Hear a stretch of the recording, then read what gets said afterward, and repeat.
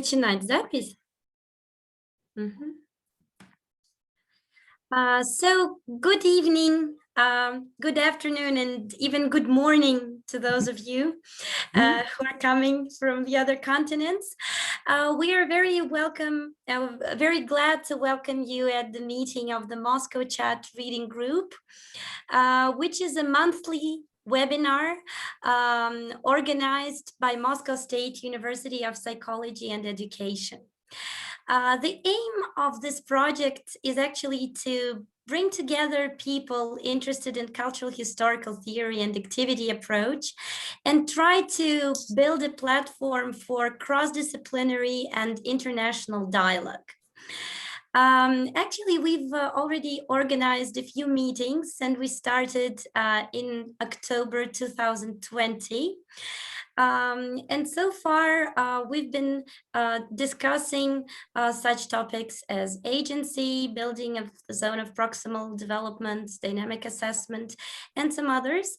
All the recordings are available at the website of our project and of our Center for Interdisciplinary Research on Contemporary Childhood, which is the operator of this project. So I will share the link in the chat with you, and if you find it interesting, please do watch the videos and comment and share on Facebook or wherever you like. The meeting, our today's meeting, will be devoted to the discussion of the ZPD and second language learning. And today we have two invited experts and one discussant.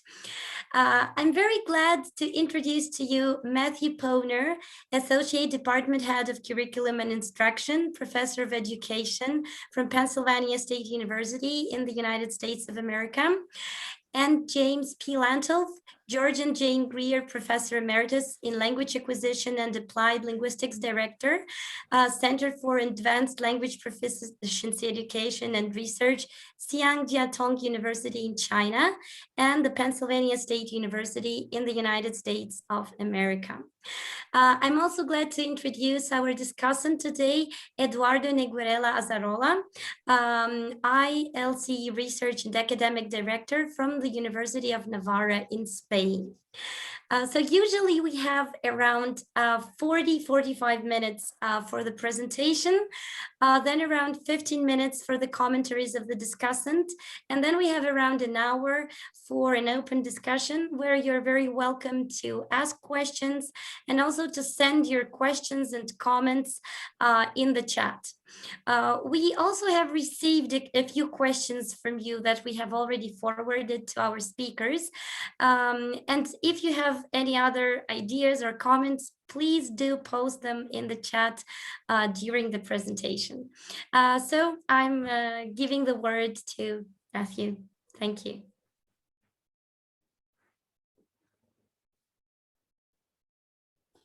Hello, and good morning from the U.S., from Penn State University. I'm joined by the university's mascot behind me. This is a statue of the Nittany lion, kind of an important symbol at Penn State University. Thank you for that introduction, Olga. I'm really delighted to be here. I was thrilled to learn about this this project that you've developed, and to have an opportunity to take part in it. And along with my colleagues, Jim Lantoff and Eduardo Neguerella Azarola, to have an opportunity to share the work that we've been doing in the field of second language studies, and how our thinking has been influenced by the research and theories of Vygotsky primarily, as well as his colleagues and collaborators, and how we've endeavored to extend some of these ideas into a domain that Vygotsky himself didn't really investigate empirically, the domain of looking at abilities that develop when learners are studying another language, a language beyond their first, what those abilities entail, what those processes are like, and what the psychological consequences are, what the consequences are for the development of the person. So we'll go ahead and start. And I think as Olga mentioned in her introduction here, hopefully there is already familiarity with dynamic assessment. I think our colleague Alex Kutsulin, who I see has joined us, also did a talk on dynamic assessment. So there's familiarity with that, and that's really a big part, a central part to what we're going to discuss, because it's come to figure prominently in the Vygotsky-oriented second language work that we've been doing. It's one of the main areas that many of us work in. So I'll start with a screen share, and let's see, there we go. And I'll go ahead and make that full size. Okay, so as the title indicates, we're going to be looking at dynamic assessment in the second language field, using examples from the second language field.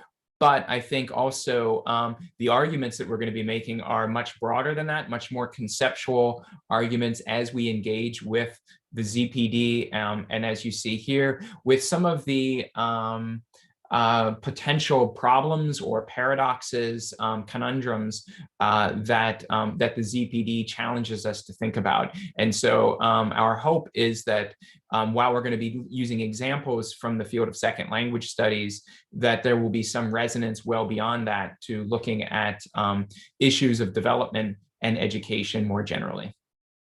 Okay, so by way of introduction, I think this audience likely has considerable familiarity with the zone of proximal development and its various interpretations.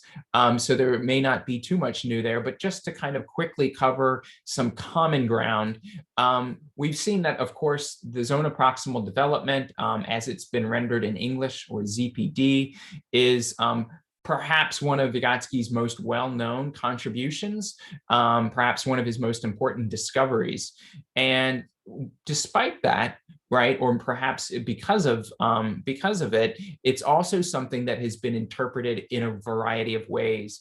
We have a couple of statements here that we selected going back to the 1980s and even the 1990s, where we see scholars who have been engaging with the notion of ZPD and have started to grow concerned even at that point with the ways in which it's understood and how it's being applied. We also see, conversely, a more restrictive reading that was put forth by Seth Chaiklin, arguing that perhaps the ZPD should only be used in some of the contexts directly referenced in Vygotsky's writings, such as we have them. So limiting it really to looking at the age period crises, and that maybe the concept shouldn't be used beyond that. In a review of all of these various studies of the ZPD, Lois Holtzman suggested that we might identify 3 distinct readings, and those are listed here. So that the ZPD is a property that individuals have, right? Something like intelligence or aptitude, right? It's a quality of a person. Right. A second one being that the ZPD actually refers to this a kind of approach to offering a particular type of support to individuals. And then the third one that she talks about is that you can identify instances in which the ZPD has been discussed as a collective, as a coming together with individuals, and with an emphasis on transformation.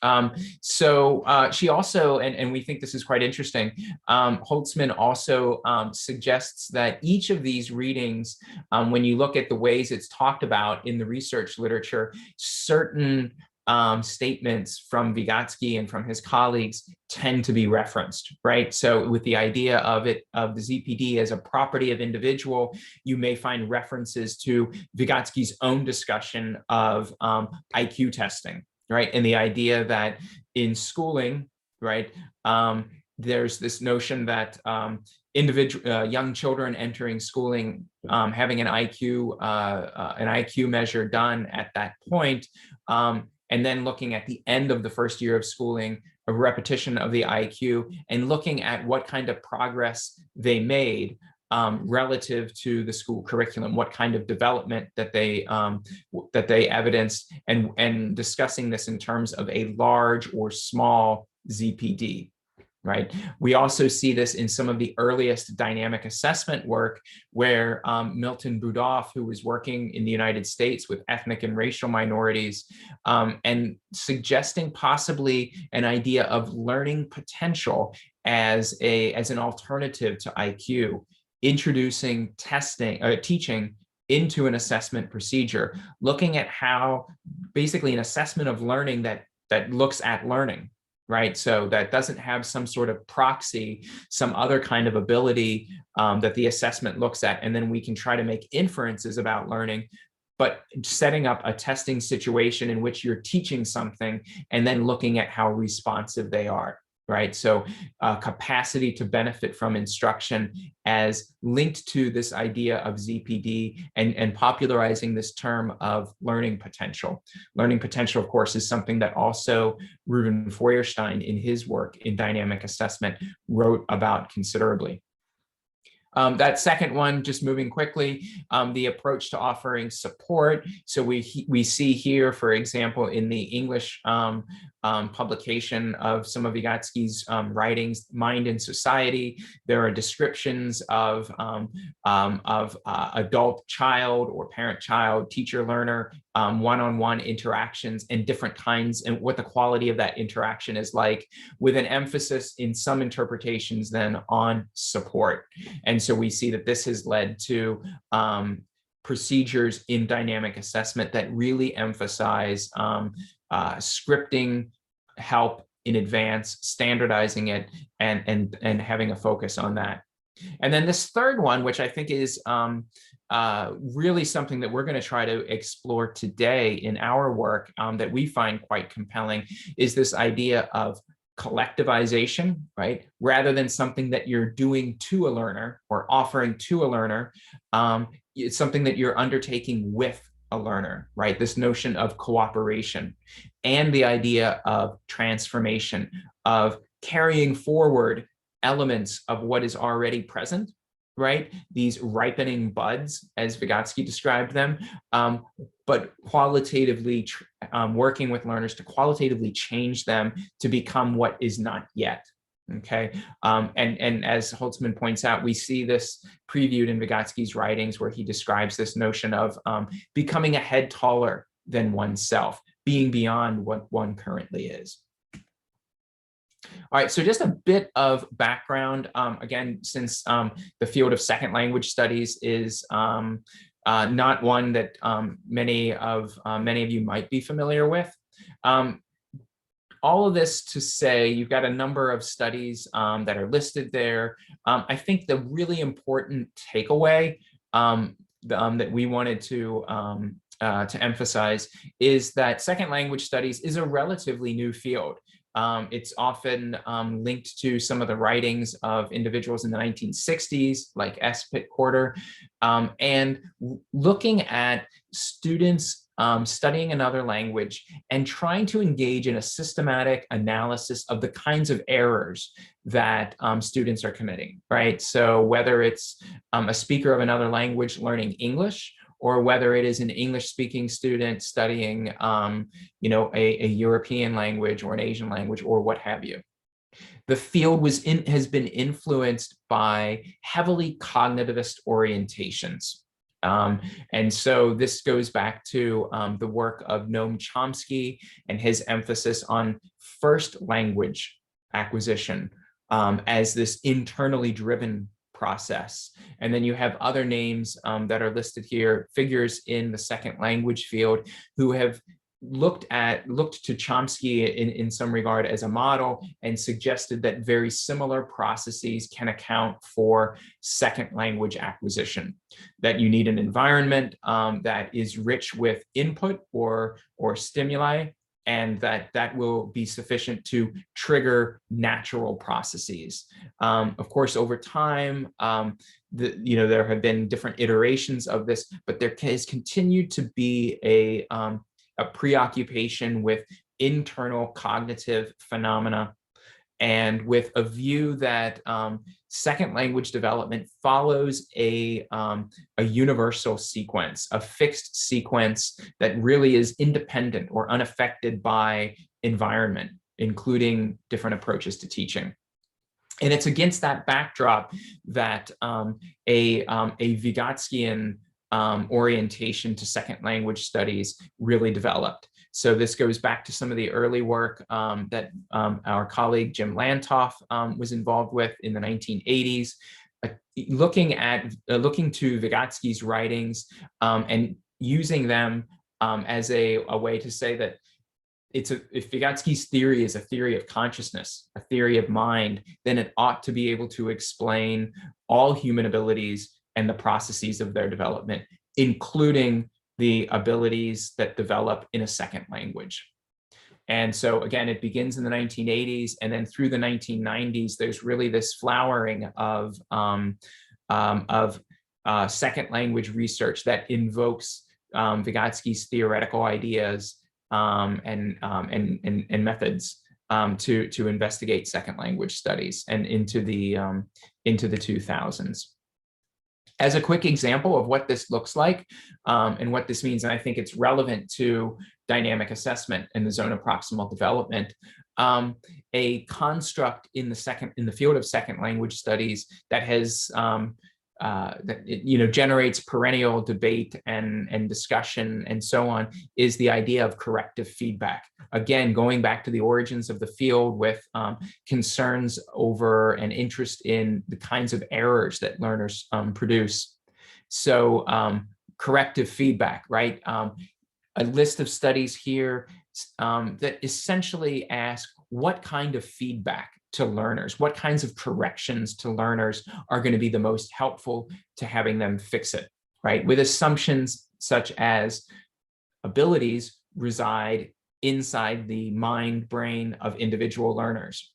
There is a kind of computer-like processing that learners engage in as they monitor their language production, notice differences in the language use of others and their language use, and then go about making corrections on their own. And the role of the environment or the role of the teacher can be to provide a correction. So do we want to have corrections that are very implicit, such as one that's discussed is a recast, right? So this would be an example where a formulation, a structure that contains an error produced by a learner is repeated, but in a corrected form. So in English, if a learner says, I goed to the store, right? Go, putting it in the past, goed incorrectly, the teacher might respond with, you went to the store, right? So something relatively implicit like that, or a more overt, explicit correction,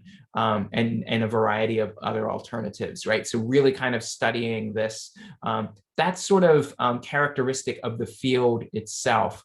And then in contrast, we see with the Vygotskian second language research, some examples there where there's a real focus on not correction, but mediation, which comprises, of course, much more, and attempting to derive principles for how teachers may engage with learners in order to help learners to identify difficulties in their language use and to have a basis, a reasoned basis for correcting and for using language in other ways, right? And so principles such as negotiating with learners, providing mediation that is implicit and then becomes more explicit as necessary, right? And so this again is similar to dynamic assessment, right? Trying to identify patterns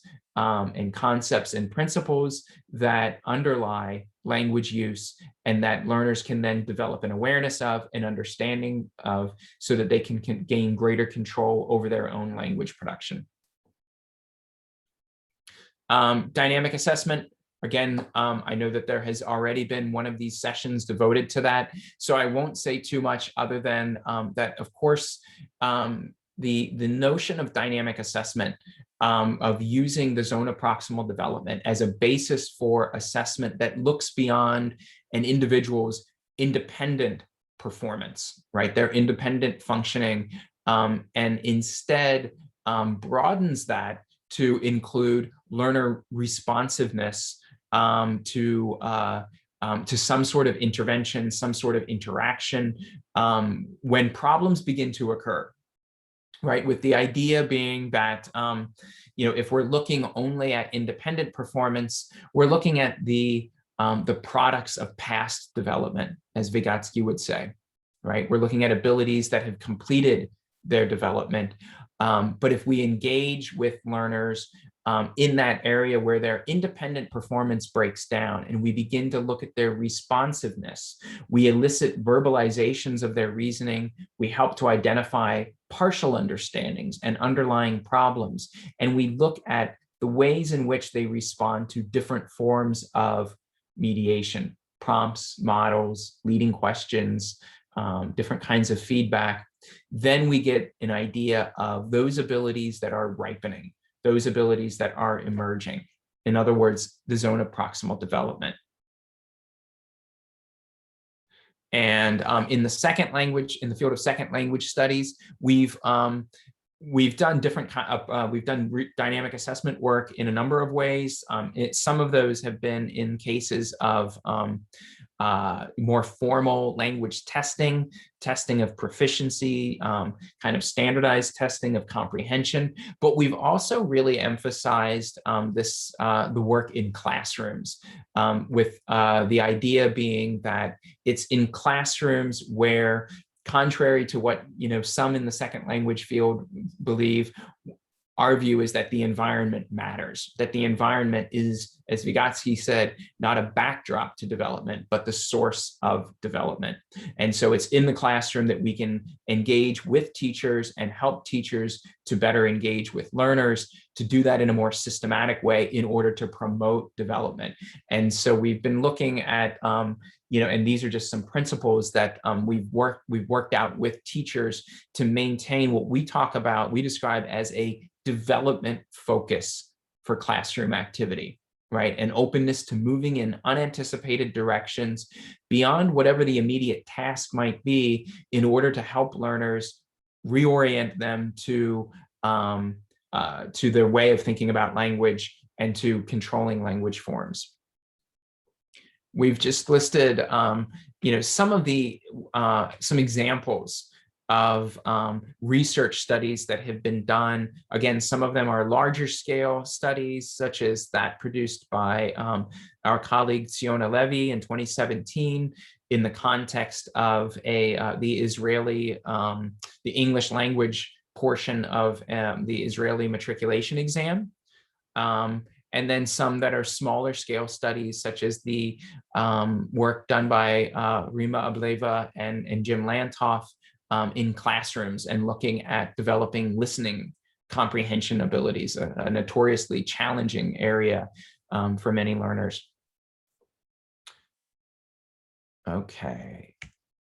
All right, so that's kind of the background that we wanted to provide about how we're thinking of the ZPD and dynamic assessment, the relevance that we see to the zone of proximal development for second language studies, and kind of the backdrop of how teaching and development and so on have been conceptualized in the field of second language studies outside of a Vygotskian orientation. So with that in mind, we're now turning to the work of Valsiner and van der Veer, René Valsiner and Jan van der Veer, or Jan Valsiner and René van der Veer, I should say, on some writings that they produced examining in detail the zone of proximal development, and two problems that they identified. So we'll go through these one by one. The first problem we think is essentially that they're pointing to a paradox in how the ZPD is conceptualized and its relation to the future. And then the second one is a conundrum, right? And that involves novelty and creativity. Okay, so here are a couple of two different quotes that that emerge from the English renderings, the English translations of Vygotsky's writings concerned with the ZPD. And we think that this is in part related to what Valsiner and Van der Veer are identifying here.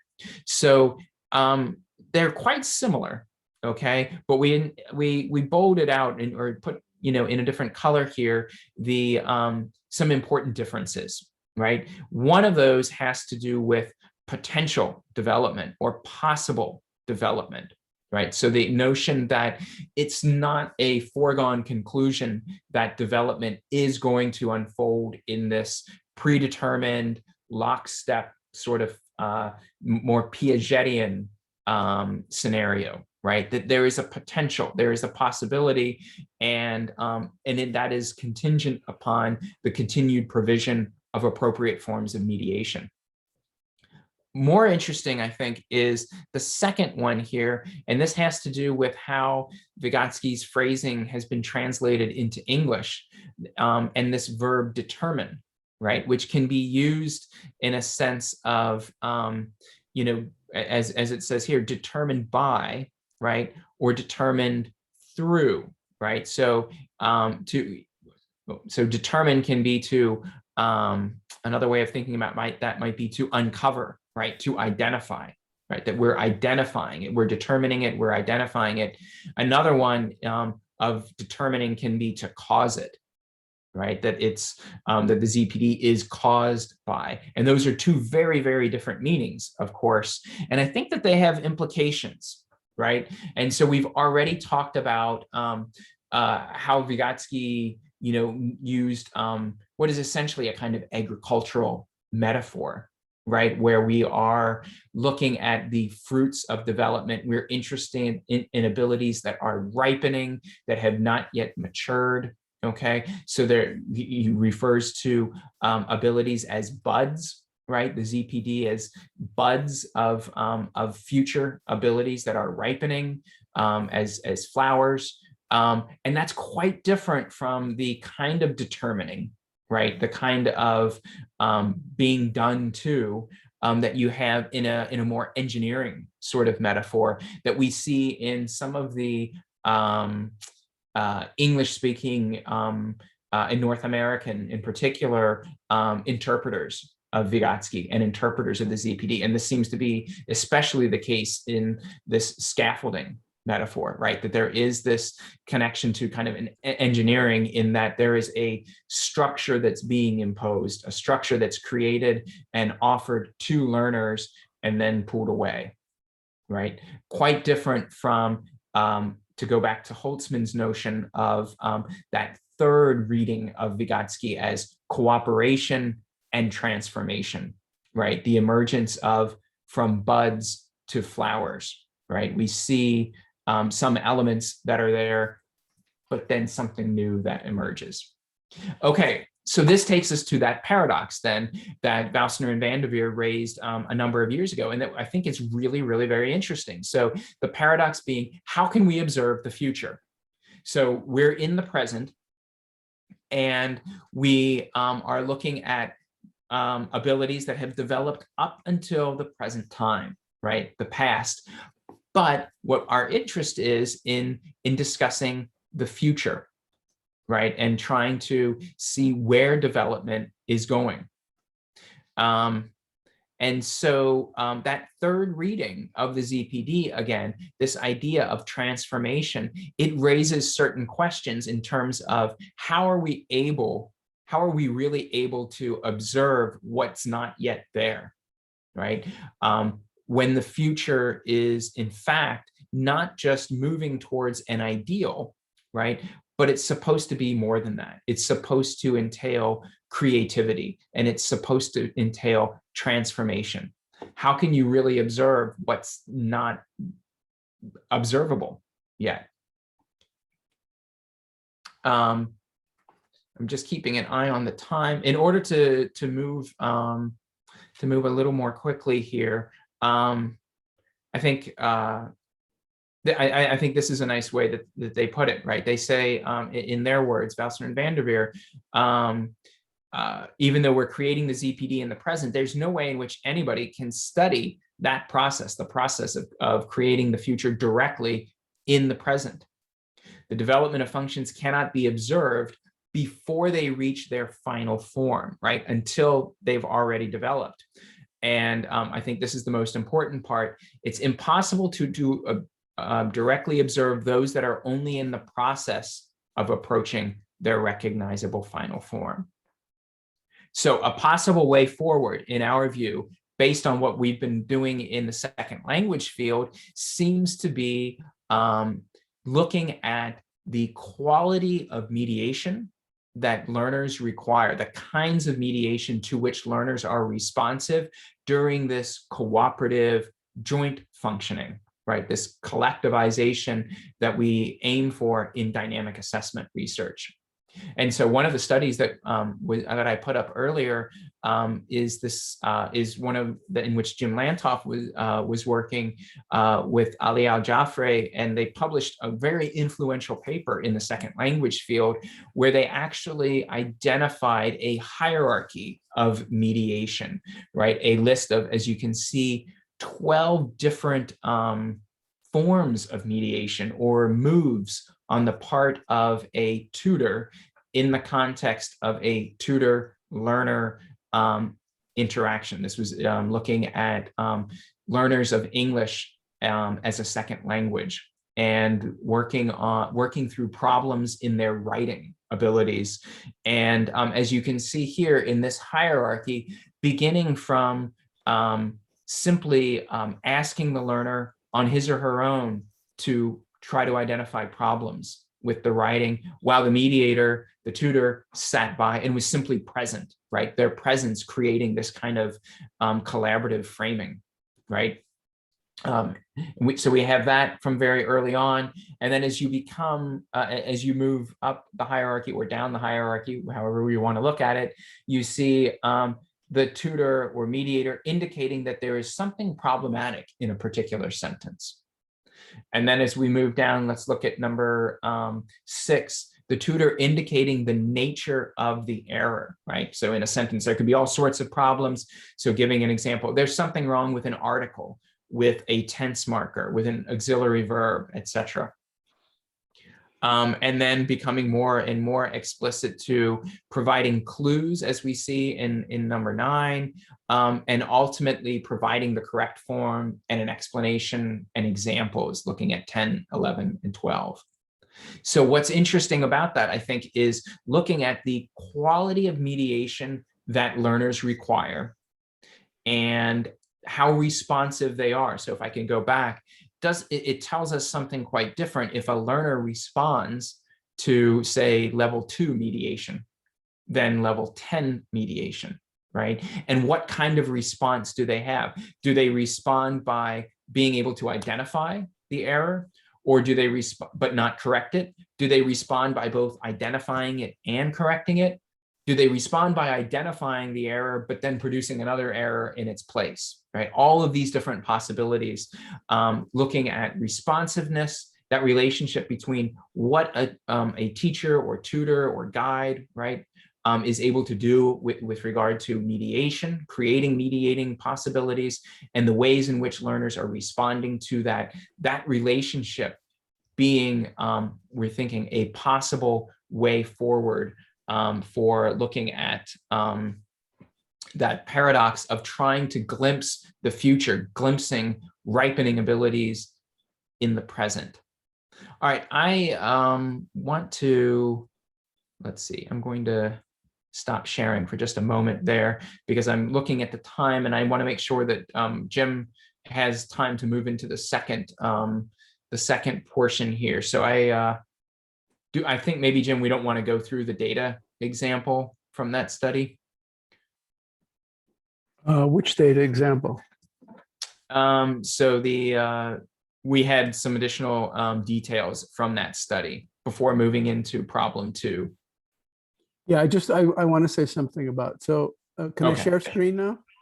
Yeah, great. Okay, so, all right, can you see my screen? Yes. Okay, all right. So going back to the study that Matt just mentioned by Ali Al-Jafri, which was an early dissertation that I had the pleasure of supervising back in 1992. That scale of mediation that was presented, that Matt presented, that 12-level scale, actually 13 levels because there's a 0. Ali had this idea that one of the ways of possibly glimpsing the future, and this I want to stress is really just a new idea that we're playing around with. We're not sure yet that this will work. And so one of the things we'd like to hear from you all is what you think of this notion of a possible way of at least getting a glimpse into the future. So Ali had this idea that you could organize learners' responses on this five-level scale, in which level 1, which would be the lowest, where the learner doesn't notice anything that they've done wrong, is incapable of correcting it. And even with intervention, they're not able to do anything. So basically, they almost just don't have a ZPD for this particular feature. At the next level too, you can get noticing that they did something wrong, but unable to correct it, and they require intervention and so on, all the way up to level 5, which is then an independent function that the learner basically understands the concept, can use it and can correct their own mistakes, to basically self-repair. So if you look at, just take the example of one learner, what we're calling learner N, for the feature of how to use English articles, you can see that on this table that you get these shifts in performance of the learner across time. So week 1, week 5, week 6, and the protocols are just the different interactions that the learners have with the tutor, which is not relevant to our discussion here. But what is relevant is the number of moves that are required, how many interactions there are between the learner and the tutor.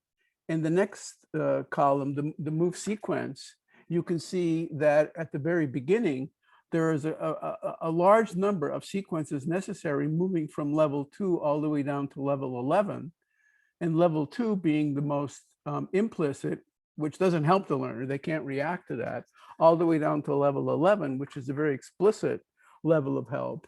And so we could say that for this learner at week 1, there is in some sense no future, right? So the ZPD, the final column, that gives you a glimpse into the learner's future. If you go to week, so the next level down, week 5, you can see that the learner is beginning to develop some capacity to use the article system of English, which is quite complicated, as many of you know.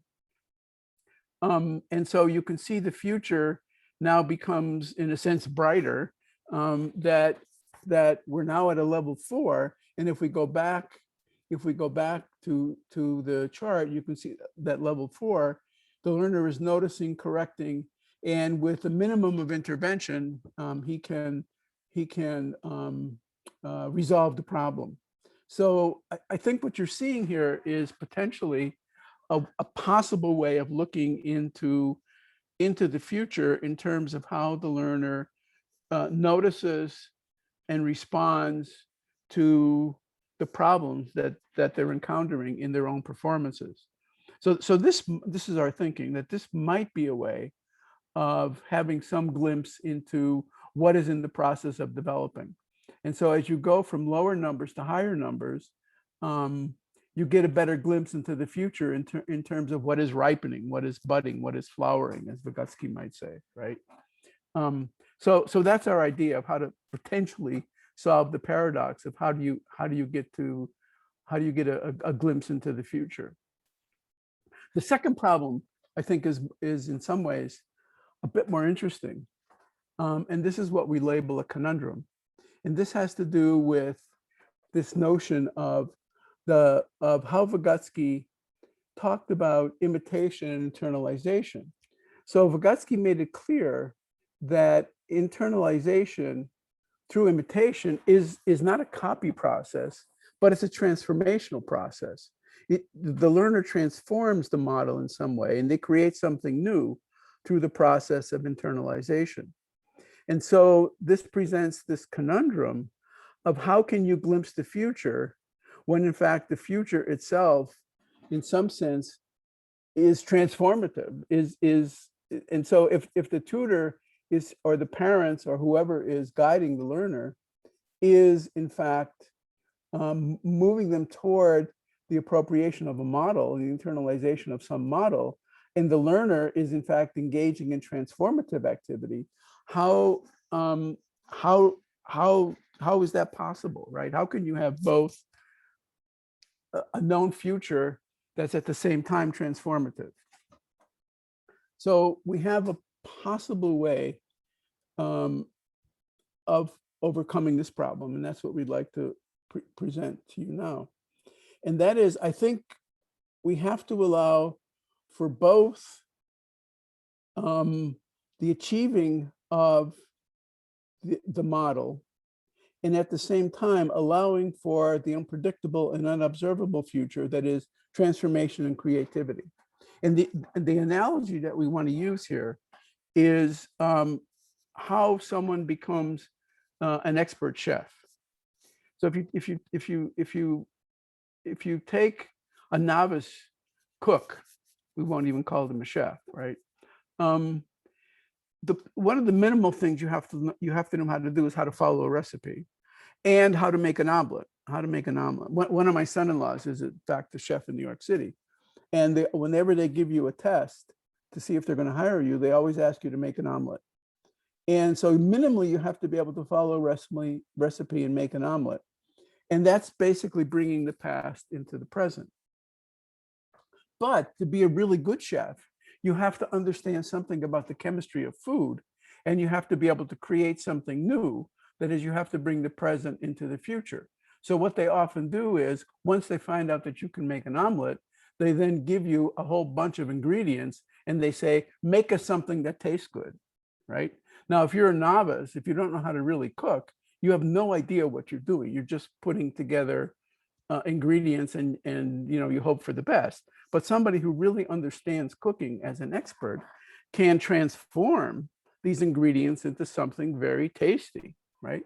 So our idea is that the zone of proximal development must include both recipe following and omelet making, and this creativity, this ability to put together ingredients that you may have never had to put together before in a way that's creative and transformative and imaginative. So our idea is based on another dissertation that I directed several years ago here at Penn State. And I'm going to give you an example, and I know it's on Spanish, but we've translated it into English. For those of you who don't know Spanish, I'll just give you a little example of sort of what I'm talking about. So if you take the concept of boundedness in language, now boundedness is a really important feature of language, and it's a very important feature of reality. So there are certain things in the world that are bounded by nature, and there are certain things that are unbounded by nature, right? So if we take the example of an apple is bounded. It has a boundary, right? You can see the boundaries of an apple. You can hold an apple in your hand because it's bounded. It's an object that has a particular shape and structure to it. But if you take something like water, it's really hard to hold water in your hand, right? It just sort of drips through your fingers. And that's what we would consider to be an unbounded object. So there are naturally unbounded objects and there are naturally bounded objects.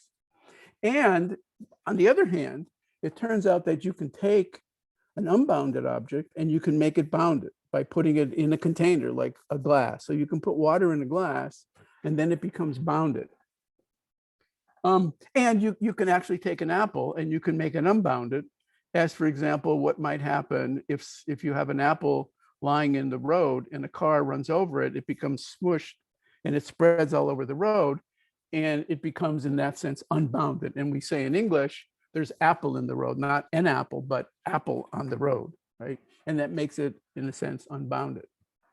And it turns out that this also happens not just to objects, but to events. So certain events can be bounded, and certain events are naturally unbounded.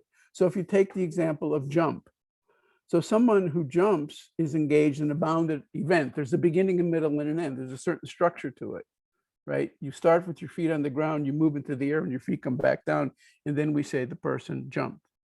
On the other hand, something like running is an unbounded event, because you can potentially run forever if you have enough energy. There's no necessary endpoint into the event of running. So it works basically the same way as apple and water, only now we're dealing with time instead of objects. Okay, so what does grammar do? Grammar then allows us to take something that's normally bounded and make it unbounded, and vice versa, just like we saw with the apple and the water. You can bound water by putting it in a container. You can unbound an apple by smushing it out. And you can do the same thing with grammar. So that allows a speaker to override the inherent aspect of an event in order to bring a specific temporal perspective to the discourse, right? So what we're thinking here is, the first part of the ZPD would be learning about the bounded and the unbounded nature of events and objects. And that's something you minimally need to know. That's similar to a chef knowing how to follow a recipe and make an omelet. But once you understand the concept, once you understand how grammar works, then you have the potential of, in fact, overriding what would normally happen and create something that's imaginative and that's transformative and that's unanticipated. So here's a little example of a student from this class that Yanis Prieto directed. And what you see here in red, that I bolded in red, is the use of Spanish aspect, the past aspect. And everything you see in red, you would normally, where you see imperfect, you would normally use a perfect. That is, where you're seeing here an unbounded event, which is imperfect, that the student created, you would normally, probably more frequently, see a bounded event, which is a perfect aspect, right? And you can see, for those of you who know Spanish, I've given the Spanish on the bottom. So the idea here is that the learner understands the concept of boundedness of time, and she's intentionally, in some sense, violating that concept to create a particular, to evoke a particular way that the listener or the reader will understand what's going on, right? So she's creating something kind of novel, kind of new, right? And this, it continues here. So where you see preterite, which is for bounded events, you would normally see perhaps some imperfect, unbounded. And Emma, which is a pseudonym, is aware of this. She understands that she's created something new. She says, although a lot of my paper could have been written in either imperfect or preterite, I tried to use each tense, she means aspect, strategically to convey different meanings. When I was talking about the moments when we were in the dining room in silence, I used the imperfect to depict everything as if the reader was there in the middle of the action, seeing everything as it was happening. That's the impression that you get when something is in this unbounded aspect in Spanish, that it's still going on, that you're in the middle of it. And so she was creating something new and transformative for the reader. When I went to my mom's room to see her after I found out that she was sick, because the story is about the children learning that the mother was had a serious illness. She used the preterite for all the verbs. This time I wanted to show each action as a complete act.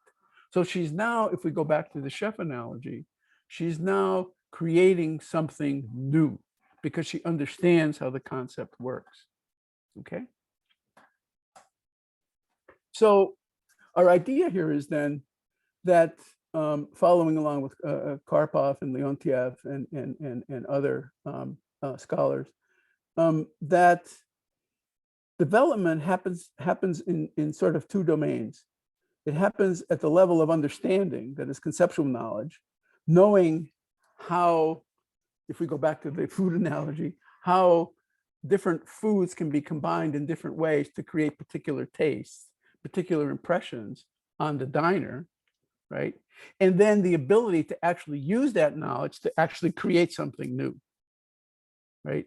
So our notion is that what we need to begin to work on is this idea of what we're calling creative assessment. That is the ability to, first of all, master a particular concept like verbal aspect or how to follow a recipe. And then secondly, taking that knowledge and making something new with it. So that's our idea, that well, can I end the screen share now? So our idea is to that the ZPD in dynamic assessment is able to get a glimpse into the future. If we think of the future in terms of the ability to achieve a particular model, and then we have to carry it further into the future. And that idea then is the transformative, the creative aspect of the future, right? So we need to mediate learners into mastering something, but then taking that mastery and moving it in creative and interesting ways that would meet Vygotsky's idea that development and internalization and imitation is not just about copying, it's about transforming. But to transform, you already have to have something. That's the idea. Just like, as I going back to the cooking recipe, right?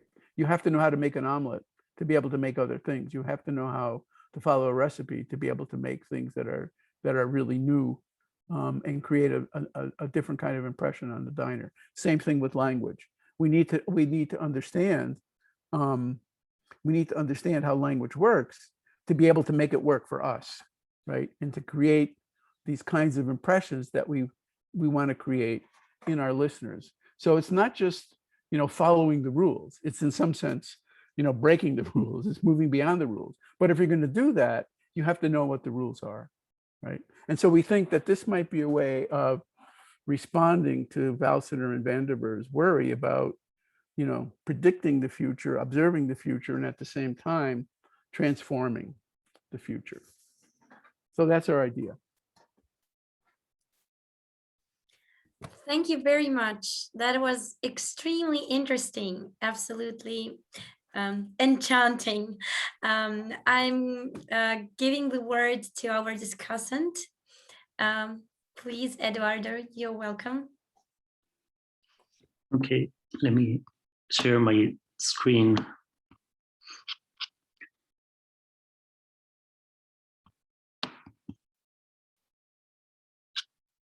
Okay.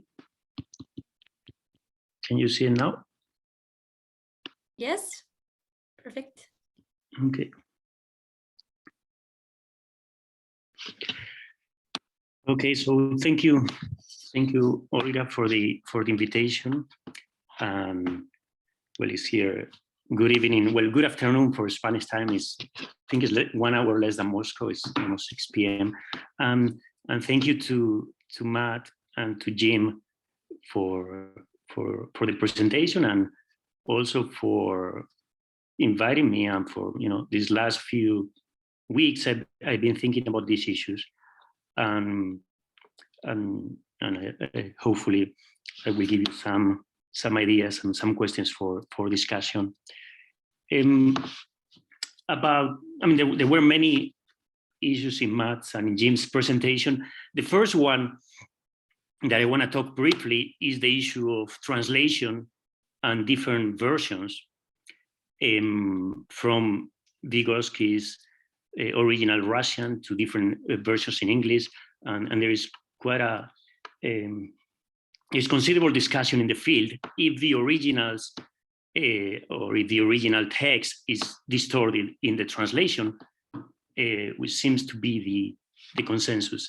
In my personal view, and this is something that maybe we want to talk later, I like Borges, which is an Argentinian writing, one of his claims, and when he's talking about his own work, and he says, my originals are unfaithful to the translations, meaning that text, there is this connection between text, and it's not always, and this may surprise you, but it's something that I want to talk to you later, because to me the key, and I think is not so much what is the original sense, which is hard to know from, you know, Vygotsky's group's writing in the 1920s and the social situation at the time and the historical political context.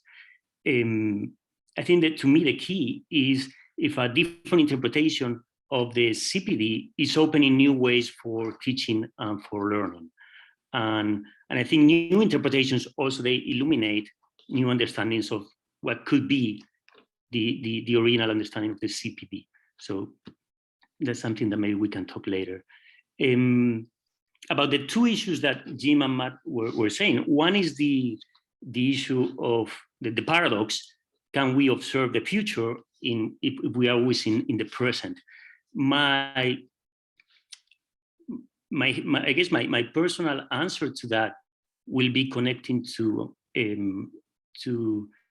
Yuri Lotman and his notion of the semiosphere. And I don't know if this is something that Matt or Jim is something that connects to, but I mean, one of the things that Yuri Lotman says is that we are born into 5 dimensions, not only 4, right, which is the spatial ones and time, but a universe of symbols and of meanings. And I think in the paradox that Valsiner and Van der Veer, what they are arguing, I think they are forgetting, if I can say that, the semiosphere. I think we can travel into the future because we come into a universe of symbols and representations and basically semiosis, right? And I think that's one way also out of that paradox, because if you only consider present times as the physical side, like other species, then of course, you know, we're always in the present and that's it. But if we think about the semiosphere, which is Yuri Lotman argument and it's been made by other people, then you can travel through time and space. And I was even thinking now with these new technologies, with Zoom and digital communications, we can travel through space, but it's a representation. We're engaging with images that are representations of ourselves, but we're indeed traveling through space. We're doing something right now that is impossible in the physical universe because we're working with representations, which is these images and screens and the sounds, right? So it's possible to travel through space as we are seeing right now. It is also possible to travel through time, right? Now the implications is what do we do this in practice, but I think that's something, at least to me, is one consideration. Now, my presentation goes to the other issue that Jim and Matt were bringing up, which is the issue of creativity. Let's see, right? And that's where I have a few slides, right? And I wanna talk about these 2 questions and really talk about the notion of creativity that that Jim and Matt were hinting. Right? And I wanna offer you these 2 questions. The first one is how teaching learning is constructed in the classroom through the activities, the questions, and the example that we bring, and what is the potential development of these very activities. And I will give you an example. And number 2, I think for Jim and Matt, if you are going to push for creativity, you also have to define creativity in very specific terms, which you have done, but I think there is a little bit more that we can say, and then maybe we can have a discussion and see what you think. So the first question, actually, I'm going to give you an example with my daughter. This is my daughter, as she was 6. And I want to use an example related to first language learning. I have more for second language learning, but I know some of you that you work in education and psychology. So I think this is a really good example.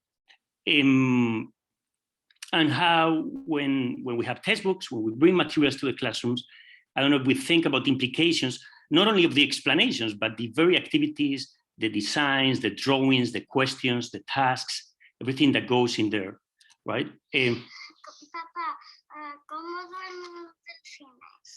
Okay, so let me give you, this is in Spanish. I think I have the English version for this too.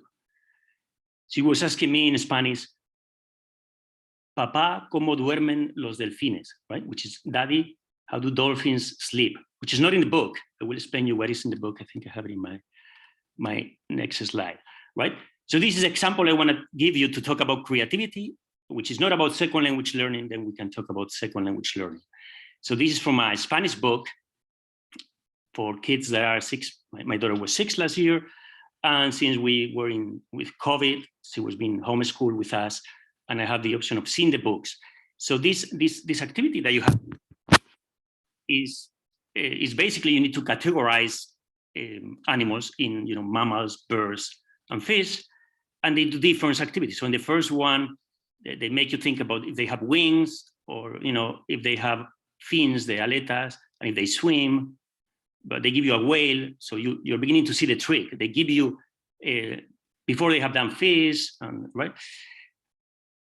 So they do different activities, but then they realize that, for instance, a dolphin is not a fish, although it looks like a fish, right? So this is quite challenging for my daughter, but we were able to do that.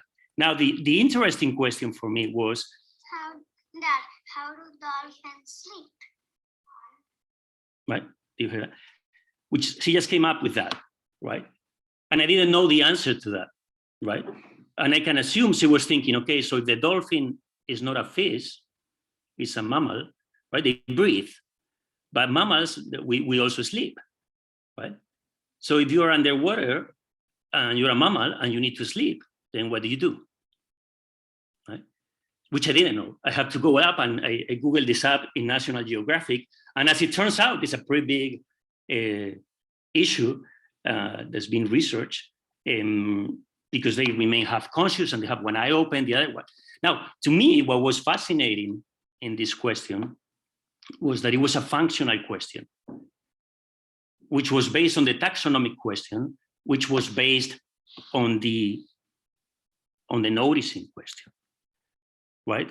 So there's something that related to the practice of teaching, general teaching, and that maybe we don't think as much as we should, right? So we have these noticing questions when we think about creativity. Do dolphins walk, swim, or fly, right? They swim, right? But it's not going to help you with the taxonomic question, because if you think they swim, then it's a fish, right? Now, the taxonomic question, the scientific thinking, is going to be, are these mammals, birds, or fish, right? But I like her question, and I've been thinking a lot about this issue related to creativity, and that's what I'm calling a synthetic question, right? What is this genuine thinking, right? You are thinking through issues, right? You are taking this, the dolphin is a mammal issue, and then you're gonna drown, right? Now, I think, of course, this has a lot of implications for second language teaching, for the praxis of second language teaching. And Jim and Matt, they were talking more about the second language learning. And one of the things related to creativity that we need to consider in research is be careful about the questions we ask and how, in this case, knowledge, but also in my case that I teach Spanish, how is language being constructed, right? If you say, is this an ending in Spanish? Is this a conjugation? Is this a prefix, right? That's one type of question when you teach grammar. A different one is this a noun or a verb, right? If you do meta-language grammar. But I think concept-based teaching is about something more. It's about thinking through the issues, right? And that's where the creativity, I think that's what Jim was saying at the end. It's not just mastering, in the case of Spanish, aspect. It's really thinking about a narrative in a different way. And that you actually may break the convention, which is using the imperfect for describing the preterito for narration, right? so that's, to me, is for the practice of teaching, right? And I'm sure some of you may have an insight. Now, question number 2 is that I have for you is, how can we understand creativity to frame teaching learning through creativity, right? And I think the problem usually is that creativity is connected to either what I have there, artistry, right? You are creative if you have a gift, or to novelty, right? This is something totally new, or to being unique, what your offering is really, right? And I think from this perspective, connecting to what they were presenting, is about transformation. And I think the way that I've been thinking about this issue is that it's not just about being, it's about becoming, right? It's not just about self-expression that we do, it's also about self-exploration. And you gotta have these contradictions between what I wanna say and what I give you to say these things. So it's not just anything goes, there needs to be some tension, right? And we see that in the field of second language learning. We're teaching now, I'm teaching in Spain, Spanish, and we have learners from all over Europe and from the US. And there's always a contradiction in a second language between who I am and my personality in the language that I master, and then wanting to say different things in Spanish, right? But the issue is not about the morphology. It's not just about being accurate, right? That's an origin question. And it's not about, when you are in Spain, about the meta language, right? It's about your identity. It's about, I want to be funny in Spanish. I want to be serious. I want to look intelligent. I want to make friends, right? And so that's one way of thinking about creativity, I think, that is coherent with what Jim and Matt they've been presented, right? So the takeaway from a teaching praxis perspective is 2 things. I mean, there are many more, and these can be developed longer, but I just have these few minutes. I think that one of the easiest ways to do this in teaching, and now I'm talking about adults, is engaging with art-grounded teaching, right? We do this with kids, right? Where you have storytelling and theater and design, and right? Or at least there are schools where you have those options. But when you get to a certain age, when you get usually to, and I'm seeing that with my son, to 6th grade, 7th grade, then it's all about analysis. Now we just gotta do analysis, unless you go to art school, right? And if you get to a university, it's even worse. We teach language through analysis and repetition, as if that were the dominant way of learning, which it is. But there are other ways, right? And I think that's at least what we've been trying to do these last few years here. And then you gotta be, you know, when you have a seminar or when you have a discussion about a reading, I think a practical implication to promote the ZPD is think about the questions that you're asking. Are these noticing questions? Are these, you know, meta questions, or are these functional questions, right? So that's what I have for you for thinking and having a discussion. I wanted to be brief. And you know, Olga, I give you. Thank you very much. It was indeed very, very interesting, and I think absolutely full with ideas and discussion stimulating. So we have actually 2 options. We can first, this is up to the speakers, up to Matt and James and Eduardo, also up to you. We have questions in the chat. 7 of them were sent in advance. So Matthew and James, you have seen them earlier. So we can start with these questions if you'd like to, but we also have a few new questions that appeared in the course of your presentation. So you could also address these questions in the first step if you'd like. And then we can proceed to the open discussion. So if somebody wants to ask something, we can also do it right away. So please, it's up to you, Matthew. Great. Thank you, Olga. So I just opened up the chat. I didn't see before that there were questions in there. So I'm just looking at that now, and I don't know if Eduardo and Jim, if you can see the questions in the chat. Let's see. So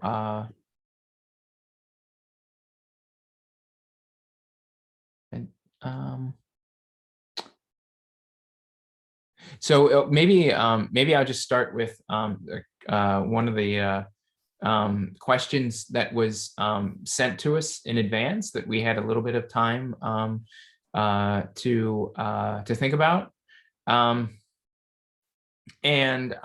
So this was the question was that there's been discussion that Vygotsky's definition of the ZPD takes a linear perspective, and asking us, what we thought about that. Yeah, I actually think that that's really directly connected to what we were looking at with the different readings of the zone of proximal development, and how we look at that term, again, rendered in English as, the possibility or potential in those translations. So I think that if it is approached in a strictly linear kind of way, that would necessarily delimit how we would think about what comes next. And so depending on how you want to look at this, focusing on something in a linear way, to my mind, would emphasize perhaps that one kind of development that we were talking about, that, as Jim was suggesting, we might think about as following a recipe, right? Or are you, how closely are you working toward the ideal, right? So kind of the given form, how closely are you working toward the, if we think of it in terms of language, sort of, the norms, the conventions, the standards, right, that we might, that are going to be an important part of being able to control those, right? But it leaves aside that other interesting part, right? That other important part, which has to do with creativity, right?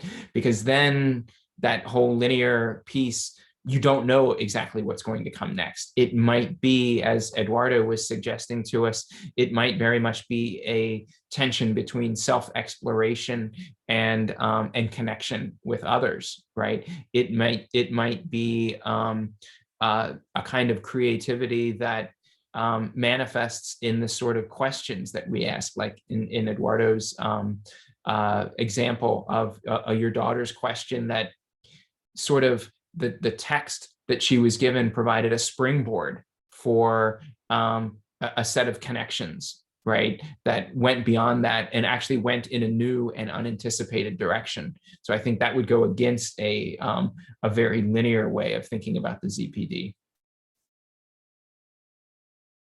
I don't know if Jim or Eduardo, if you want to add either to that or look at any of these other questions. I actually think that, and we wrote about this in a paper that we recently published. One of my students from China, Xi Zhao, and I published a paper in the Journal of Theory of Social Behavior on the ZPD, and challenging this notion of scaffolding as a way of interpreting it in favor of the agricultural metaphor that Vygotsky actually used, budding and flowering and fruits. But I think if you read through Vygotsky's writings, I think you could make an argument that, although he didn't call it ZPD, that the idea of this mediation and this future orientation is always there in his work. I think if you look at, for example, the paper on instrumental method and what he writes about what he called variously the double stimulation and the method of well, double stimulation and experimental developmental method, as he sometimes called it.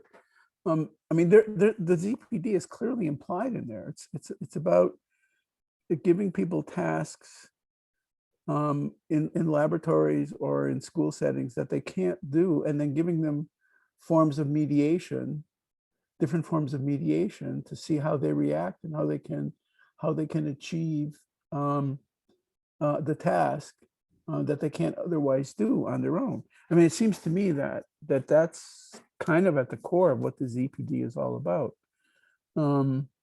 So I think, you know, a lot of people write about Vygotsky, the ZPD, as something that developed later in his writings, but I actually think the core of it, the fundamental idea of it, is there almost from the beginning, from really early on. The other thing I wanted to comment on is Vygotsky, you know, had this extensive paper on creativity and imagination, and we're published in the Journal of Russian and East European Psychology. And he writes in there about creativity in children as they develop through adolescence and in school. And one of the interesting things to me that he says in there is that creativity is imagination that's turned toward reality. So it's about doing something. It's not just sort of daydreaming. It's not just thinking up something new. It's actually doing something that is impactful. And when you're confronted with this dissonance between what you're capable of and how you're thinking, with something that butts up against that and that creates this problem, this dissonance that you need to deal with, you can either turn away from it or you can actually embrace it and try to do something about it. And that's when I think creativity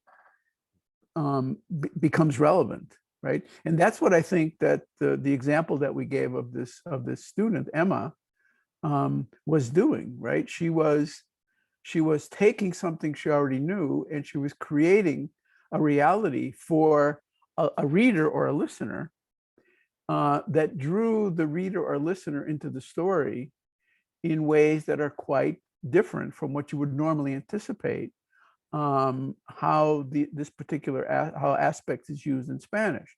Now, it turns out that a very famous Argentinian author, Julio Cortázar, wrote a short story that Yanez used in her study to show the students how you can manipulate aspect, in which he did exactly that, right? He wrote a story in which he pretty much reversed all of the aspect features of the text to go against what you would normally expect to find in the text. Basically, he was being creative, right? So our thinking is, you know, if writers can do this, then, you know, why not everybody, right? Now, we're not saying that everybody's going to become a great writer, but I think if you understand how a system, how a domain works, you can use that knowledge to create something new as a way of not just exploring yourself, but in a sense, creating something new for other people, to create new impressions, to profile, to construe different ways of thinking about what's going on in the world, right?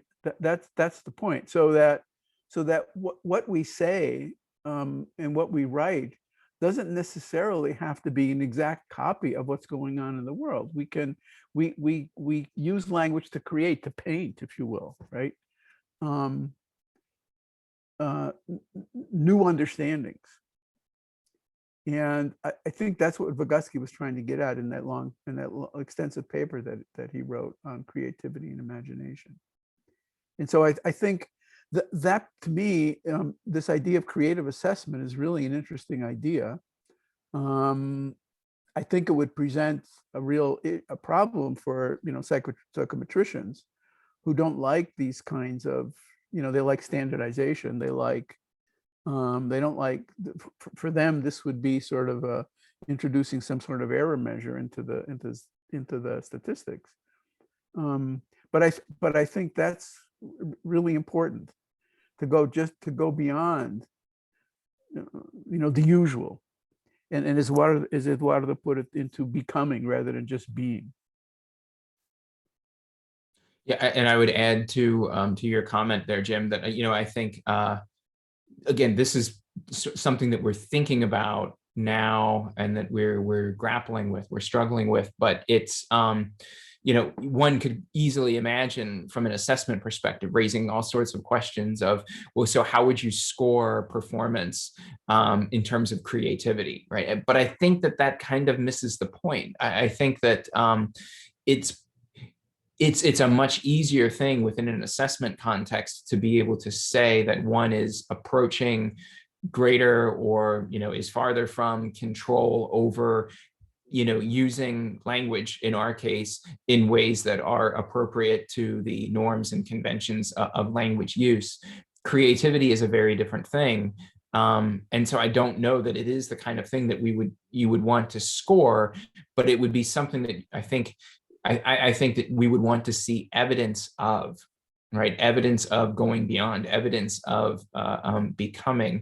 And this is where it seems that, Valsiner and Van der Veer's concern is really, really interesting, because it is certainly a feature of Vygotsky's more general writings, that this idea of Aufhebung, right, to use the term, right, this idea of carrying forward certain elements, but in new combination, in new synthesis, and with novelty emerging, right? That there is qualitative transformation, and that this is central to the dialectical process that was that characterized Vygotsky's thinking. And they're asking, so how does the ZPD take account of this? And I think the answer is that it must.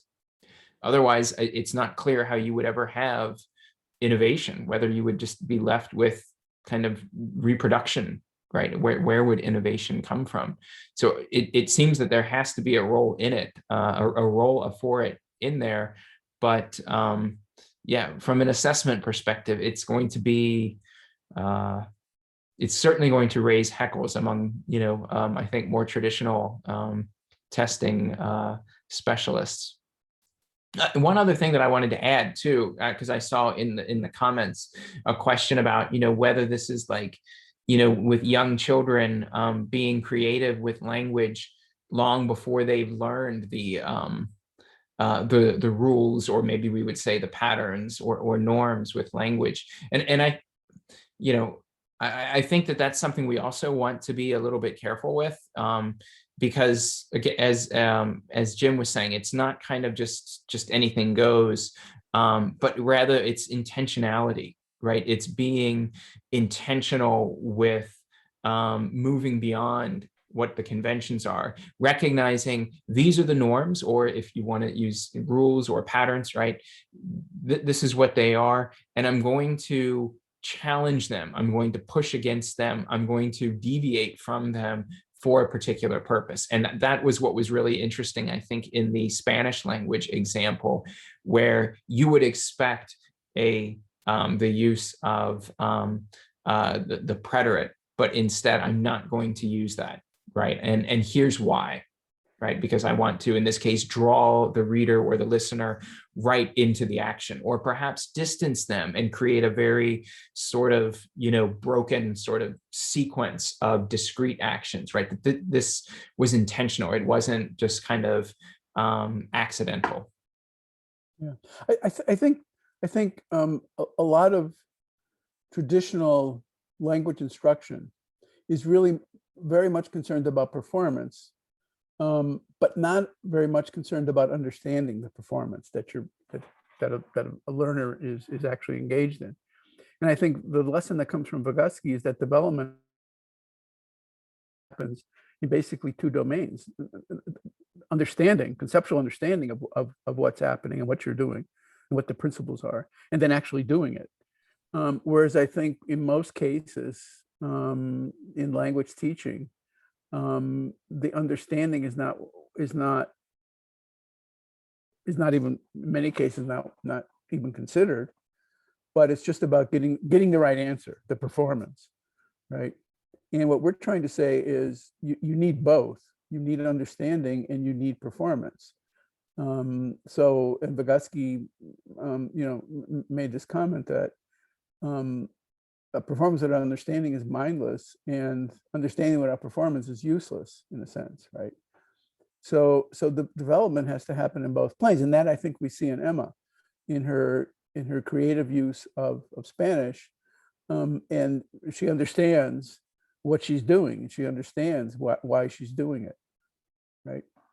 And that, as far as I can see, doesn't figure into most formal assessment instruments that I'm aware of, anyhow. And it certainly doesn't play a big role in language pedagogy. Yeah, I want to also mention related to that, for those of you that don't work in the field of second language learning teaching for adults, right? But I'm sure you have studied, other languages, or French or English or German or Spanish, and it's very much a normative enterprise, right? So you are supposed to look like the native speakers, or in class, you want to be accurate, or at best you want to be complex, right? But and the way this is taught, even in communicative classrooms, and we don't have time to go into that, but either you go for self-expression, just talking, which I don't think is creativity, as we were saying, right? Which is a basic communicative classroom. You're in an English class, they give you a reading, okay, let's just talk. Let's talk about hobbies. Let's talk about the weather, right? And communication is constructed just as the expression of ideas, right? Which of course is more than that. Or you go to a more formal, let's call it conventional grammatical class, where you either practice features or you do language analysis, or right.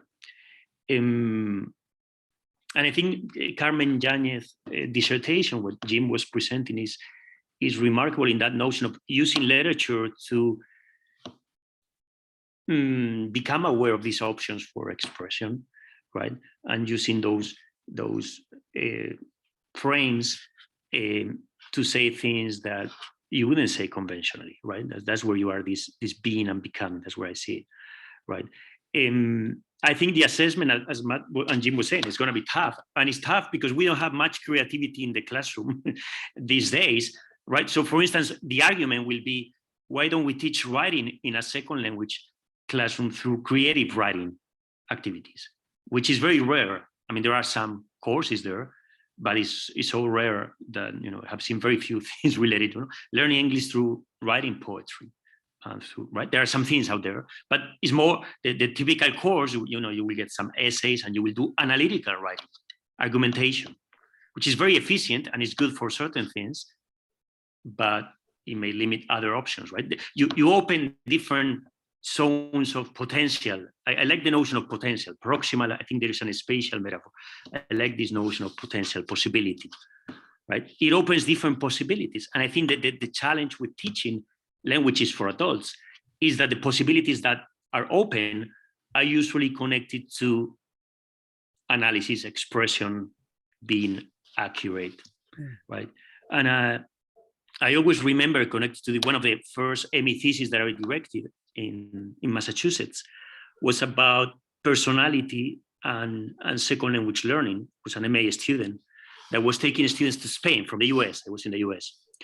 And the students coming back to my student and saying, I don't have a personality in Spanish when I'm in Spain. I can say things like declarative, right? You say things, I want to go to the restaurant. I want to eat, right? But that's it, right? And so they were saying, I don't have a personality. So we were talking, so what do you mean, right? So we got to this notion of basically voice and connected to creative. It's not about what you say, it's how you say it. I say these things in a way that is going to be serious. Say these things in a way that is going to be funny. Or the other question, these young female students were going to the Spanish bars and they were asking, so how do I say leave me alone in a way that is polite but firm, right? So it's about the how, right? Because they don't want to be rude, but you gotta be firm.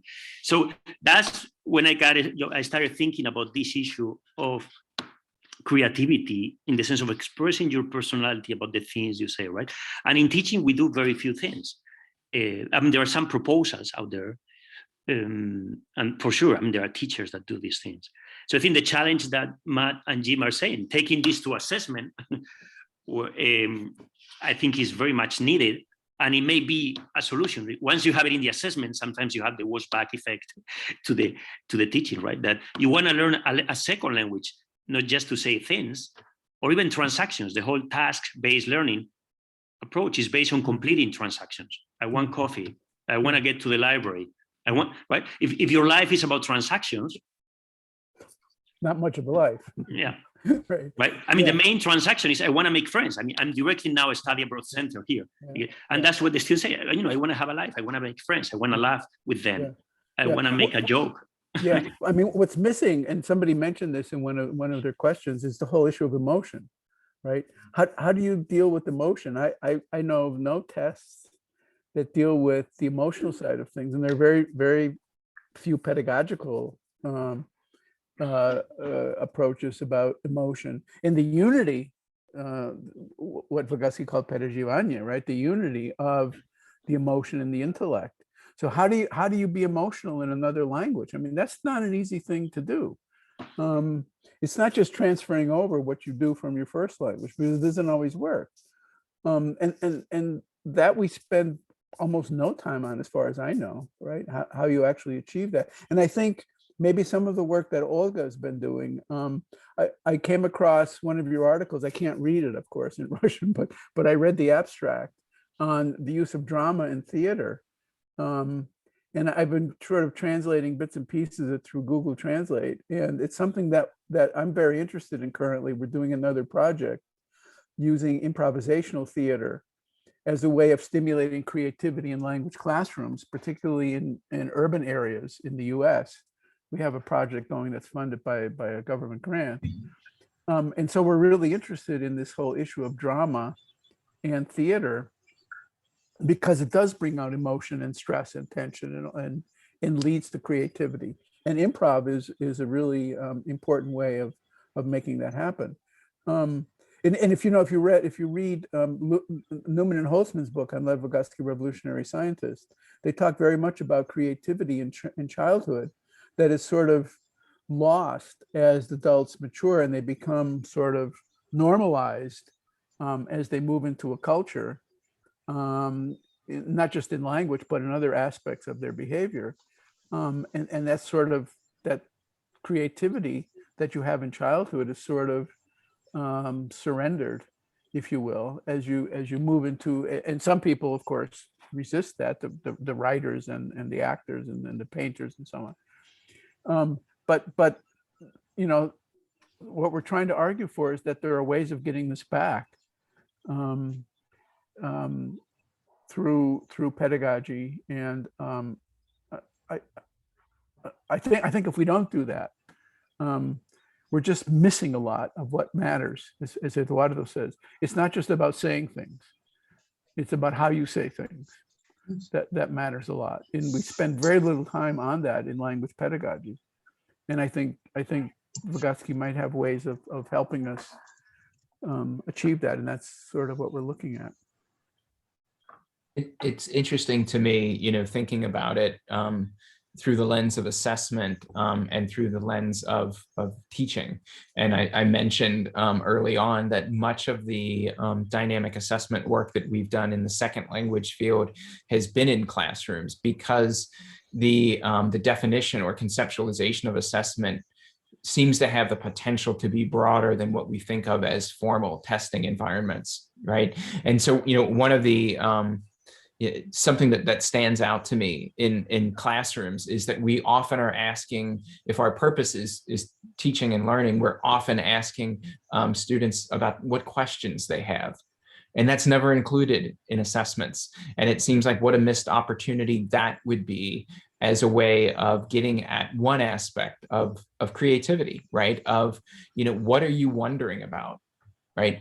You've learned this new thing. What does that stimulate in your own thinking? What kinds of questions does that lead you to wonder about? That's not something that we would ever ask in an assessment, right? But in teaching, we might, and we've really disconnected those things in a serious way. Yeah, there was always the saying in the U.S. education, a mind is a terrible thing to waste, but it's all about the intellect and the cognition and not about the person. Person is a terrible thing to waste. That's I think has to be the model of education. Thank you so much for this discussion. Actually, for me, it's particularly inspiring because personally, I really enjoy learning languages, and I've been learning a few. And in each language, I think the most challenging thing for me has always been this, what I call the lack of color. When you're talking in your own language, for example, when I'm talking in Russian or when I'm reading a book, it seems that the words, they have color, they have connotations, they have these very, very tiny, subtle meanings, which are absolutely beyond the things that you may find in a dictionary or whatever. They're connected with the context, they are connected with the perijivania in different concrete situations that you've lived through. For example, and also with the cultural historical context, of course. Like, for example, if you say water and you translate it directly into Russian, like voda, it's not the same, because the cultural historical context that these words are triggering, it's always different. And the main question for me was, how can this colorfulness of language can be taught, how it can be given from the teacher to the student, particularly when a teacher is not a native speaker. Like when you're in a classroom, like a Russian student in a classroom where their teacher is from Russian background, and actually for both, this lack of color is quite natural. And I was thinking about the possible ways of solving this problem. For myself, when I was a teenager, I chose the technology of writing. I tried to write poems and stories in English. And I remember very well when I wrote a story, my first story in English, and brought it to my teacher. The teacher took this paper and then gave it back to me a week after, saying, "Oh, I was shocked. There are so many mistakes in tenses." And that was that was not demotivating for me, because I was like, okay, never mind. This is interesting, and I will keep doing this. But I'm sure that for any other student, that might have been the end of those experiments. Sure. Because indeed, creativity is driven out of the classroom. There is no place for creativity. If you're learning a foreign language, you are supposed to speak to speak in the right way, and that's the only thing that you should do. Yeah, whatever the right way is. I mean, that's the problem, right? I mean, there's a famous quote from Vygotsky where I think it's Pushkin that he cites, who says, and I'm paraphrasing, I'm not saying the exact quote, that Pushkin ostensibly said, "I have no greater love for the Russian language than when it's spoken incorrectly." Right? I mean, and what he's talking about there is creativity, right?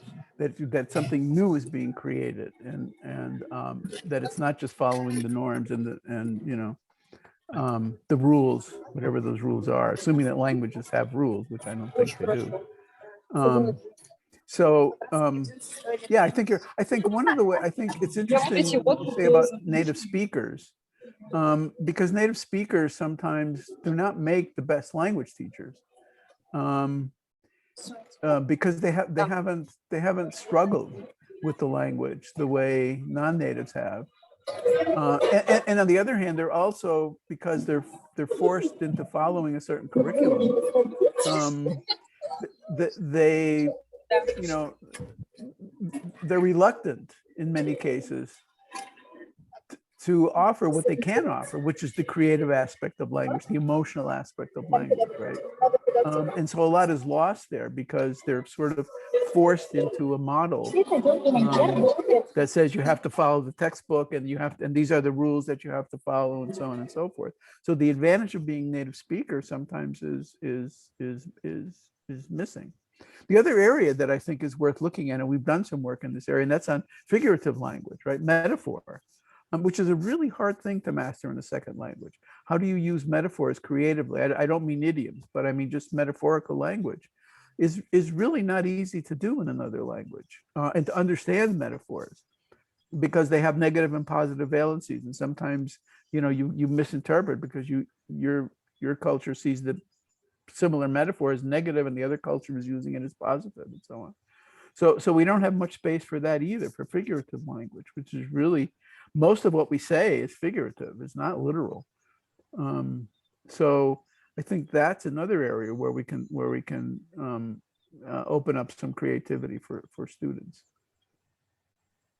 I would add that I mentioned earlier, you know, in kind of surveying briefly the field of second language studies, I mentioned the influence of Chomsky, who of course was focusing on first language acquisition, but it nonetheless, I think part of that heritage in language studies has been a real preoccupation with structure, right? And we were left with this talking about rules and you know, and getting it right. Well, it's in some ways easier to mark something as right or wrong when we're looking strictly at forms, at language structures. And I think that also goes to your example, Olga, which I really appreciate, of trying to create with language, and you know, and not getting a response that engaged with the meanings, right? But it was about the forms. And that's certainly very true in North America, and I think in other contexts as well. And that also, you know, it may have a relevance, at least toward moving towards some of the conventions, right? Gaining control, intentional control over conventions, but that it seems to really be inadequate for thinking about creativity when you've divorced or disconnected form and meaning. Yeah, I mean, I think there are some, what Olga, you were asking, there are some proposals, and there are things that you can do as a teacher. I think as a language teacher, and the opportunities that you can create in the classroom.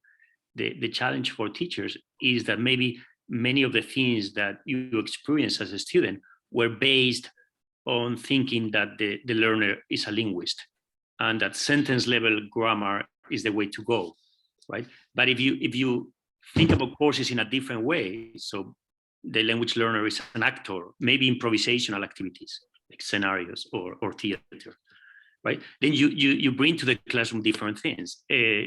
Or if you think the language learner as an ethnographer, there are some proposals, right? Where language is a social practice and you want to document that and you pay attention to context, and right? So you do different activities with the students. I think the problem, as Matt was saying, we're still very much, we have this implicit framework that we don't question, and we just take sentence level examples. And you know, that just doesn't go. And then the issue is not just the object of language, is how it's being used, the emotion that you want to transmit, who do you become, the image that you are projecting, right? So you got to change the priorities in the classroom. You got to use texts, you got to use the assessment. I mean, I think there are proposals, but most conventional courses, as far as I know, still are very much tied to sentence level analysis, or just conversation, right? That's the other extreme. Let's talk.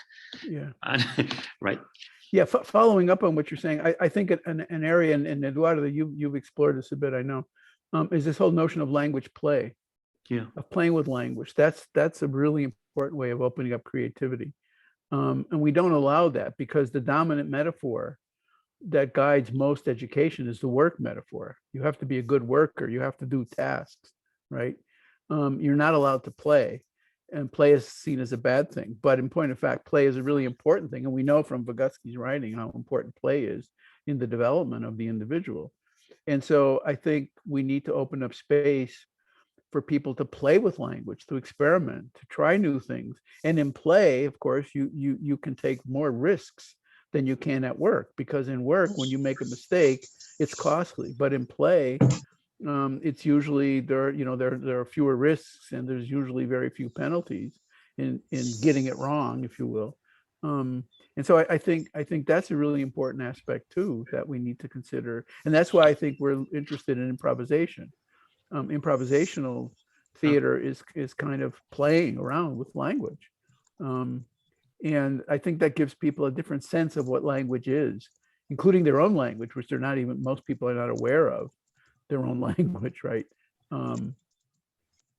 Because it just becomes invisible. So I think play is really an important aspect as well. Yeah. That's linked to creativity. Yeah. And I think if you take that seriously, is the genres that you ask your students to practice. So one thing that we may need to do is you need to get rid of essays in classes. Yeah. Because it's not the same activity to write an essay to understand a poem that to write a poem to understand a poem. Or if I want to, for instance, Guy Cook in language play, he's been arguing about using jokes, right? But it's not the same activity to analyze a joke that I'm going to create a joke based on an English joke, right? Or these different types of genres. That one that we've been using in Spain is storytelling. Like the students, they need to tell a story when they come to Spain from Russia, from the US, and they have a hard time because for them it's easier to do an argumentative essay. You're used to that.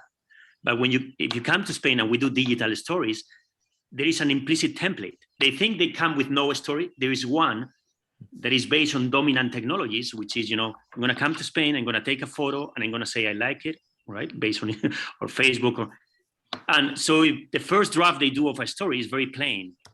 It's just, I came to Pamplona, I ate tortilla, right? Yeah. So one question from a play perspective is asking the students to do what you were doing is, okay, tell me a story now, but then you need to teach them the template of a good story where there needs to be a conflict, a main character, an antagonist, there needs to be a resolution, right? Okay. And then they see models and they change the models, right? Mm-hmm. So the students, they need to become writers. Right, of their own life. That's kind of the challenge. It's not about the analysis. It's about telling a story that expresses something that is important to me. But we know that, and we see that in our center in Spain. If we don't teach them to tell a story, most of them, they will just come up with a story. I went to Spain, I had fun. I like chocolate, I hate it, I don't know, something else. Yeah. Right? That's the prototypical experience, which is the touristic story. There's a framework for traveling. You go to places, you take photos. Yeah, it's just reading up the photographs. Right. Here we are in Pamplona. Here we are eating tapas. Here we are drinking beer. Here we are. So it's an Instagram, Facebook story that is constructed. Yeah. So I think in education, and this goes more for adults, we still have a lot to learn, right? To kind of start looking in different places, to find ways of telling a different story, right? That is not about new or, which is creativity is also constructed. I saw this in Spain that was so fantastic and awesome. Well, so maybe that's not the part of this, right? So we've been exploring some of these things. So the main project is a storytelling project, is not an essay, which is not to say that an essay is a very powerful way of dissecting, analyzing, synthesizing, right? But it takes you into a different zone of potential development. And we're exploring these other options.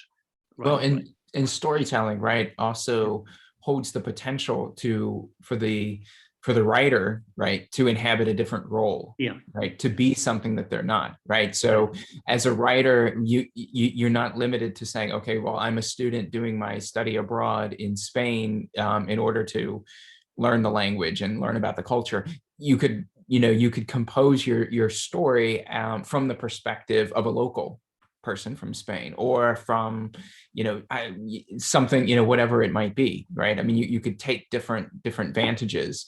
And I think that's also a really interesting kind of creativity, right? That allows for playfulness with language, right? In this role, how would I use language in this situation for what would be my ends, right? So there's kind of an acting, right? That would be a role playing that would be relevant. That's the value of improv. That's what Holtzman and Newman do in their East Side Institute in New York. That improv is used as not just as a learning tool, but as a kind of therapy, psychological therapy, to help people experience what it's like to be other than who they are, right? Instead of just being who I am, being someone who I am not, and to feel what it's like to be different, as a way of helping them deal with depression and other kinds of psychological problems that they may have. It's a very powerful tool. There's no question about that. Yeah.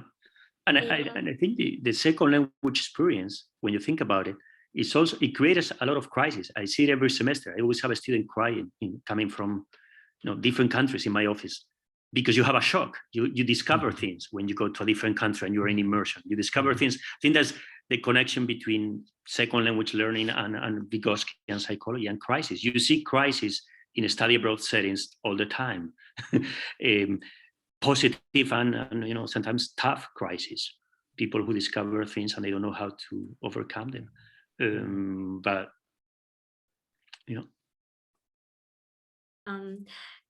actually, just a very short remark, because we're running out of time, desperately running out of time. A very short remark about play and theater. Actually, there is a project in our center, a project now which is devoted to applying theater in school. I will send you the link in chat. So we have a page about it in English. And, we've actually, I've started to be interested in applying theater for different educational purposes, not only for language teaching, but generally for teaching for a few years. And I agree with you completely that it is probably the most powerful tool, or one of the most powerful and multidimensional tools, which can be applied for first of all, solving various tasks connected with learning, with development. We can use it for constructing the zone of proximal development at different ages. We can apply it for both for learning content and also for solving the age tasks, the developmental tasks. And it is also applicable at different ages. If we simply adjust it for concrete age peculiarities, we can find very, very interesting solutions. For example, in this project that we're doing now, we are interested particularly on how theater can be applied in adolescence. And here we try to focus on playing with roles, or rather we use the term experimenting with roles, which is particularly important at this age. And it seems that the situation when the teenager is experimenting with roles with the other, with his peers, this is exactly the situation when he or she can both solve developmental tasks connected with socialization and finding the place in the group and constructing agency and so on. And at the same time, acquiring certain learning content, for example, language or history or literature, whatever. So we're trying to use this theater on different subjects and school disciplines, including history and literature and so on. And this is indeed extremely interesting. I think that theater is the technology for future. And since we have somehow to sum up and to finish, I'd like to say that I'm now working on a paper for the special issue of the journal Cultural Historical Psychology, which will be published in summer, and where you're all very welcome to publish and where you're all very welcome to contribute. This special issue will be totally in English, and it will be devoted to the coming ISCAR Congress. And the general framework for papers is how cultural historical theory is applied in different countries, in different social and particularly educational practices. I hope that I will be able to contribute with a paper on theater and how the theater is applied in this cultural historical theory paradigm. So I will also leave you a link where you can read about the deadlines and so on. And I hope that also Matthew and James, probably Eduardo, will contribute with the paper. And I hope that we will be able to continue this extremely interesting and enriching discussion, because there are so many moments and so many issues that still remain for further discussion. I'd like to thank you, James and Eduardo and Matthew, for this absolutely amazing talk, amazing discussion. I'd like to thank all the participants for coming, for sending the questions. I think indeed we have very little time for discussing all the comments and questions, but please do feel welcome to continue. So you have the link to our group on Facebook where we can go on with the discussion. And please, I suggest that we don't stop here. Thank you very much, Thank you Olga. all. I also Thanks. wanted to, in the spirit of continuing the conversation and the dialogue, to just add two things. I put into the chat a link to a journal that we have, that Language and Sociocultural Theory, that Jim and Eduardo and I are involved in. And it's devoted to first and second language studies that use cultural historical theory, Vygotsky's, and rely on Vygotsky's ideas. So that would be a way to, if you're interested in continuing to learn more about some of the work that we're doing, and if you see points of contact and interest. And then, so the link is in there, it's an Equinox journal. And then the other point I just wanted to make was, how much I enjoyed this, and that I'm happy to, continue over email as well. I think our email addresses were included in the announcement that went out earlier. So I'm happy to continue to engage with people that way as well. Thank you very much. Thank you very much.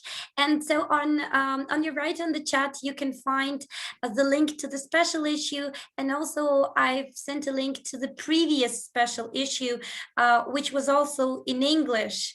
And I hope it will be available for more readers than our Russian editions. We're trying to translate. By the way, the most challenging thing is to find good translators from Russian into English who translate the concept of переживание not as adventure, which is really, really challenging. So thank you once again for this wonderful evening or morning, whatever, and hope to see you again. Thank you all. Thank you. Thank you. Thank you. Bye-bye. Thank Bye. you. Bye-bye. See you. Bye-bye. Thank you so much. Thank you, everyone. Bye.